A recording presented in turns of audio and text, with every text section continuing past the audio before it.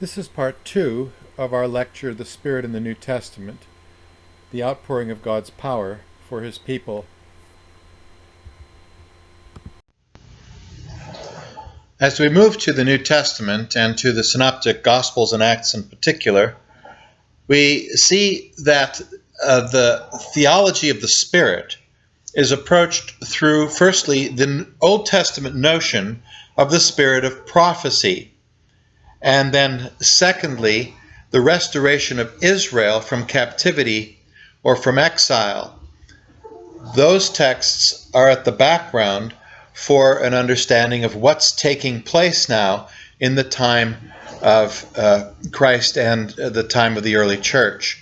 These texts are both individual and corporate. There's no sense in trying to distinguish between some sort of corporate understanding of the Spirit that is later replaced by an individualistic understanding, but rather these texts include both. God is going to restore His people, and that involves transforming the lives of individuals that are part of God's people. They furthermore understand a difference between the Spirit as life for all and the Spirit as a unique gift that is establishing a particular righteousness among God's people. And so this idea that in the Old Testament we have primarily a notion of the Spirit as a spirit of vitality, of life force for all creatures and all people. And there's just a quantitative difference, falters on look at the eschatological texts of the Old Testament. And certainly then that explains the relationship between the New Testament and the Old Testament on this matter. The restoration of Israel from captivity texts furthermore overlap with an understanding of the Spirit as the spirit of prophecy and of the eschatological age. And so what is believed is that the spirit of prophecy is alive within the early church, and they are the people of the eschatological age. Early Christians believed that age to come had been inaugurated through the ministry of Jesus. Now, the spirit of the eschatological age can be discussed in terms of the coming of the Messiah, the Messianic King who's come to rule, or the Isaianic servant of God. The spirit of the eschatological age can also be discussed in terms of the new creation that has been inaugurated, or the new covenant that Christ has established. And so there are different ways of expressing this, but they're all saying the same thing, that the age to come had come upon the believers of the first century because of the work of Christ Jesus.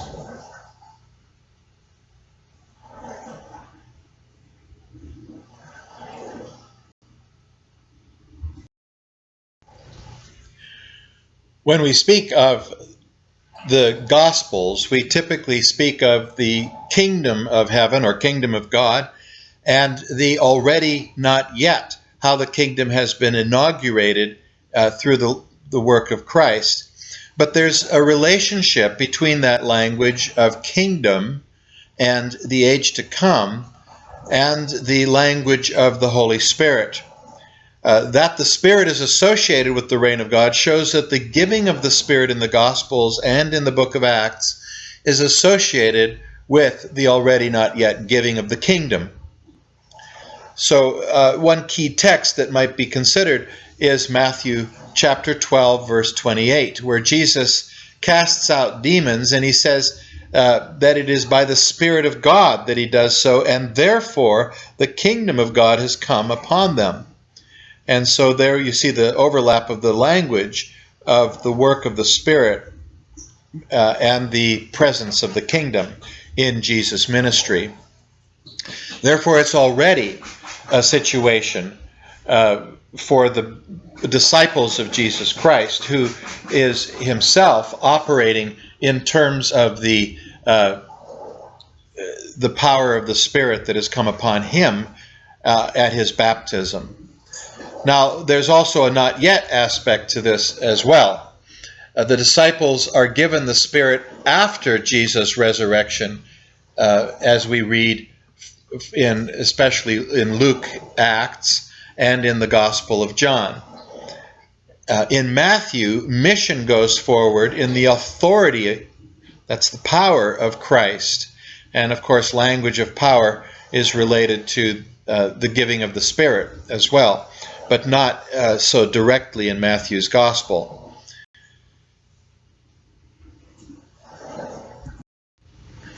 The Spirit in Luke Acts is a significant theme. The Spirit is the spirit of prophecy in both the Gospel and the book of Acts, and throughout then the life of the early church. This is also the case. The Spirit is the eschatological spirit in Luke Acts as well. And we can see that the Spirit is promised to and given to the disciples, the believers. There is furthermore the fact that Jesus' ministry is a ministry accomplished because he is full of the Holy Spirit in Luke, but this is also restated in the book of Acts. And then ministry has to do with being empowered by the Holy Spirit. People are appointed to ministry. For example, in Acts 13, Paul and Barnabas are separated for the work that they've been called to do, and this is in the Spirit. Now, to be full of the Spirit and speak seems to be associated with prophecy and related to the Old Testament notion of the prophets and the Spirit. To be baptized with the Holy Spirit, a different terminology, both of which are used, full of the Spirit, filled with the Spirit, and baptized with the Spirit in the book of Acts. To be baptized with the Holy Spirit is a notion contrasted with John's baptism.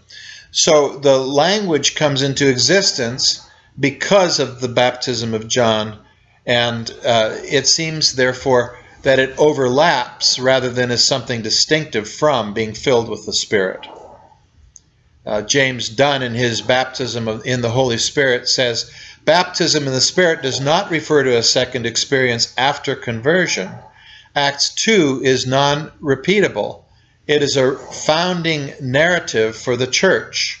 And so also Anthony Thistleton has made the same point in his book, Hermeneutics of Doctrine.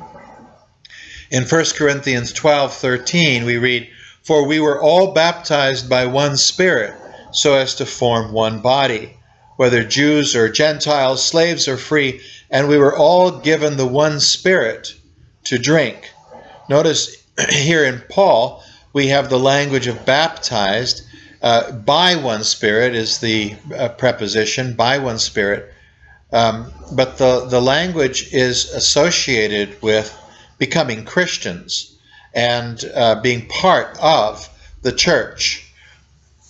And so it seems that there's good grounds to identify the language of being filled with the Spirit, with being baptized with the Spirit, and then also to understand that in terms of the work of God to form a people that is unto himself, a righteous, holy people filled with the Spirit.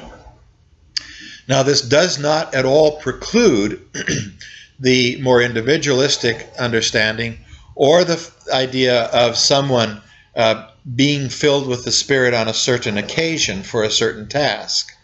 And so, while I'm emphasizing the relationship between filled with the Spirit and baptized with the Spirit, and I'm emphasizing the corporate and foundational nature of this language, it doesn't preclude the use of someone being filled with the Spirit on a certain occasion to do something specific, and that seems to be something that we do find in the book of Acts as well, just as with an Old Testament prophet who might stand up to prophesy being full of the Spirit.